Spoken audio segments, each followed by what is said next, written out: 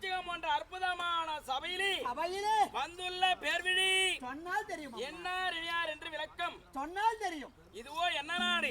இதுவோ நாகலோகம். ஆளக்கூடியவர் நாகராஜன். நாகராஜன் அவனுக்கு மகளாக பிறந்து என்னுடைய பெயர் தான் நாகக்கண்ணி. நாகக்கண்ணி உளிபி என்பார்கள். ஆமாமா. இருந்தாலும் நான் யாரை மணந்தே தெரியுமா? யாரை அம்மா? பஞ்ச பாண்டவன் நடுபிறந்தவர் யாரு?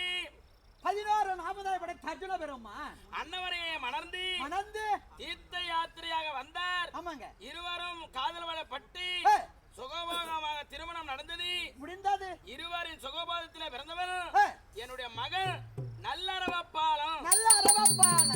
ஒரே மகன், ஒப்பற்ற மகன், கருப்பில ஒத்த மாதிரி வச்சுக்கிறப்ப ஒரே புள்ளியா வச்சிருக்கீங்க.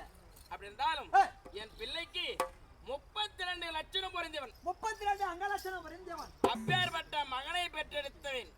இருந்தாலும் தினந்தோறும் என் மகனுக்கு பட்டாடை உடுத்தி கனகாபரணம் பூட்டி பாடசாலைக்கு சென்று வாடா மகனே என்று அனுப்பி வைத்தேன். இன்னும் வர காணவில்லை. என் பிள்ளை எங்க சென்றிருப்பான் தெரியலையம்மா. இருந்தாலும் பிள்ளையை தேடி பார்ப்பதல்லவா நம்மளுடைய தாய். பிள்ளை காணும் என்றால் தாய் தேடி பார்க்கணும். தேடி பார்க்கலாம். எங்க போய் தேடணும்? வீதியா தேடி பார்க்கலாம். அம்மா